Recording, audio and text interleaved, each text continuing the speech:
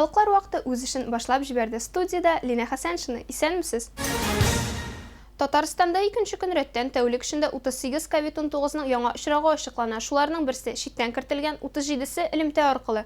14 кеше хастаханәгә урнаштырылган, 24 кеше өйдә дәвалана. Пандемия башланганнан бирле республикада 19348 кеше коронавирус йоктырган. Казанда соңгы тәүлектә 13 коронавирус очрагы расланган. Яршалыда 10, Бөгелмә районында 4, Норлат районында 2, Татарстанның 9 районында берәр авыру ачыкланган. Соңгы тәүлектә республикада коронавирустан 9 кеше, барлыгы 16120 кеше дәваланган. COVID-19дан соңгы мәгълүматларга караганда 412 татарстанлы вафат булган. Теманы дәвам итеп, безнең төшерү төркеме шәһәребездә яшәүчеләр арасында сораштыру үткәрде һәм әлмәтлеләрне вакцинацияләүгә ничек карауларын белде. Билгеле булганча, Әлмәттә 16 декабрьдә башланган коронавируска каршы вакцинация бүгенге көнгә кадәр дәвам итә. Прививканы ясарга теләүчеләр көннән-көн арта бара. Ә каршы булганнар Я не верю в это. Юк, мин бу вируска шулкадәр дәрәҗәдә ышанмыйм, шуңа күрә вакцина ясатырга кирәк дип санамыйм. Авыруга карый вакцинаның үзеннән күбрәк зыян булырга мөмкин дип уйлыйм. Не знаю. Ни өчен куркыныч икәнен аңламыйм. Әлбәттә, антителага анализ бирдек. Антитела бар, әлегә ясатмый торабыз. Берәүләр курыккан арада икенчеләре вакцинация саталар һәм үтүләренә үкенмиләр. Без элек барыбыз да балалар бакчасыннан ук вакцинация сата идек. Ә хәзер яшьләр вакцинация сату яклы түгел һәм үз балаларын да вакцинациялаштырмыйлар. Һәм шуңа күрә балалар еш авырый. Первая прививка, сейчас же вторая. Менә беренче прививка, хәзер икенчесе уза. Ә менә бу прививканы мин ясадым. Менә барысы да яхшы минем. Берни дә булмады. Температурам күтәрелмәде. Барысы да әйбәт. Һәм барысына да киңәш итәм. Но мы планируем, да. Без күптән түгел генә авыру сәбәпле бераз кичектерергә булдык. Ә болай һичшиксез ясатырга планлаштырабыз. Да, болезнь такая. Авыру бик үк яхшы түгел. Вакцинацияләнү әлбәттә үз-үзеңне һәм якыннарыңны бигрәк тә өлкән буынны саклау өчен кирәк. Особенно старшее поколение. Ә прививканы ясау өчен 3 шарт үтәлергә тиеш. Вакциналаштыручыларның яше 18 яшьтән 60 яшькә кадәр кеше коронавирус белән авырмаган булырга яки антителалары булмаска тиеш. Шулай ук вакцинацияны узарга теләүчеләрнең җитди хроник авырулары да булмаска тиеш. Һәм исегезгә төшерәбез. Прививканы 3 урында, төгәлрәге Әлмәтнең Үзәк район шифаханәсендә, 3нче шәһәр поликлиникасында һәм медсанчастьтә ясатып була. Геройлар безнең арада. Бөгелмәнең полиция хезмәткәрләре олы бүләккә лаек. Алар янгын вакытында 2 кеше гомерен саклап кала. Әниле уллы 2 кешене янгыннан алып чыга. Тулырак алдагы сюжетта.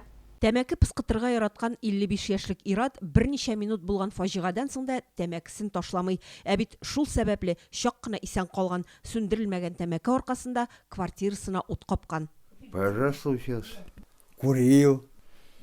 Диспалил. Янгын чыкканда фатирда Ират белән аның карт әнисе бергә була. Фатир тәрәзәсеннән түтен чыгу турындагы мәгълүматны ишетүгә полиция хезмәткәрләре Аршан урамындагы 35нче йортка шундук килеп җитә. Һәм вакытны әрәм итмичә фатирга юнәлә. 10:00 часов, заступив на службу в составе экипажа ПА-093, поступило сообщение от дежурного МВД России по Бугульминскому району, что по улице Аршанская, 35, первый подъезд, 3-й этаж, возгорание. Диван находился и матрас, в связи с чем возгорание от этого и произошло из сигареты. Бөгелмәнең 3 полиция хезмәткәре янгын сөндерүчеләрдән фатирга алданрак керә һәм анда яшәүчеләрне төтен арасыннан урамга алып чыга. В двери находилась уже бабушка, ее первую вытащили, потом зашли в квартиру, где лежал мужчина уже на диване.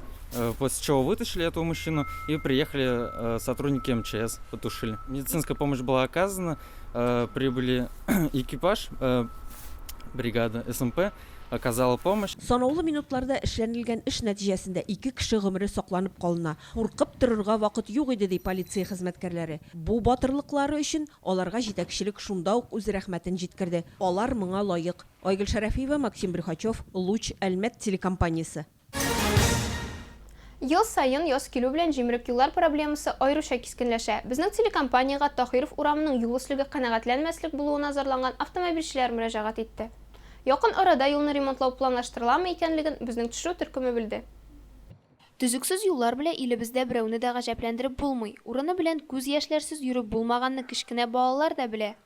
Бездә начар юллар түгел, ә менә дигән юлсызлык турында меңләгән афоризм, мәзәкләр, хәтта шигырьләр дә табарга була.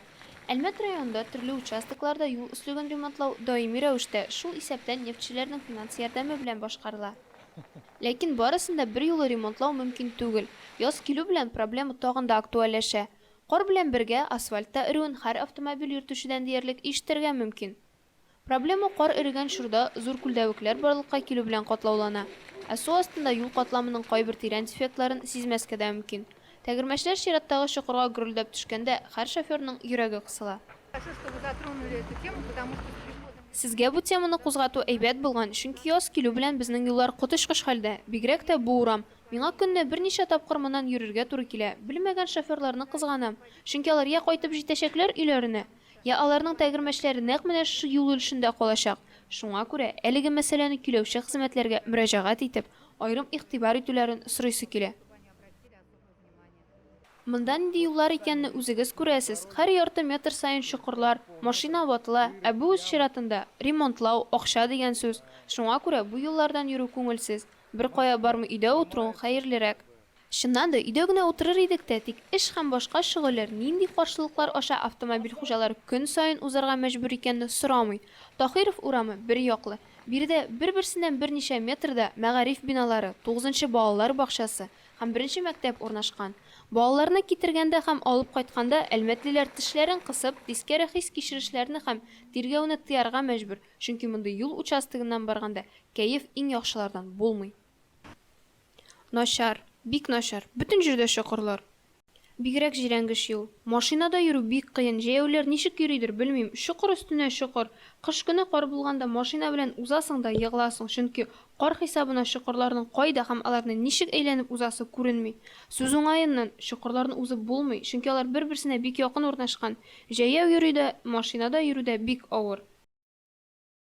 Тахиров урамын ремонтлау якын арада планлаштырыламы икәнлеген белү өчен без район башкарма комитетының транспорт һәм юл хуҗалыгы бүлегенә мөрәҗәгать иттек. Бүлек җитәкчесе Аяз Җамалетдинов телефон аша сөйләшкәндә хәбәр иткәнчә, хәзерге вакытта Тахиров урамы белән мәсьәлә ачык кала. Реконструкция улицы Тагирова – очень капиталоемкий проект, поскольку требуется принятие проектных решений по отводу талых и дождевых вод.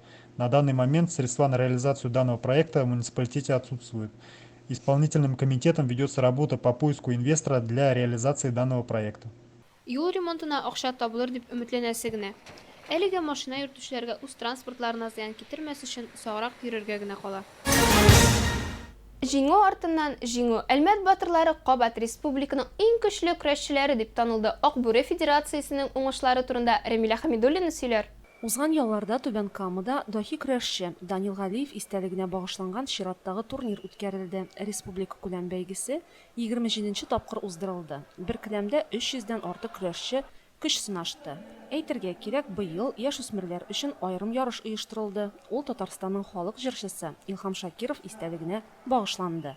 Әлеге ярышларда Әлмәт көрәшчесе Румил Симкичев беренче урын яулады. Ир-егетләр арасындагы көрәштә үз авырлык категорияләрендә беренче урынны Рафаэль Калимуллин, Айрат Семигуллин, Радик Салахов яуладылар. Икенче урында Искәндәр Муртазин, Рәсим Хаҗиев. Өченче урында Айдар Алтынбаев һәм Рамил Синикаев. Нәтиҗәдә безнең баһадир егетләребез республиканың барлык командалары арасында беренче урын яуладылар. Шунысын да билгеләп үтик, Әлмәт районында Татнефть компаниясының саллы финанс ярдәме белән көрәш үсеше өчен барлык мөмкинлекләр дә булдырылган. Без инде чын күңелдән хөрмәтле без Татнефть җитәкчеләренә, алар безне менә шушы ярышларга әзерлеккә үзләренең чын күңелдән экономик плане поддержкаларын бирәләр, балаларга сборлар үткәргән көне туралар. Без алар алдында баш иябез. Рәхмәт аларга. Рәмилә Хәмидуллина, Айдар Кәбиров, Луч Әлмәт телекомпаниясе яңалыклары. Бу сезгә җиткерәсе соңгы мәгълүмат иде. Мин Лина Хәсәншина һәм монтажер Илдар Гыймаев сезнең белән саубуллашабыз. Игътибарыгыз өчен рәхмәт.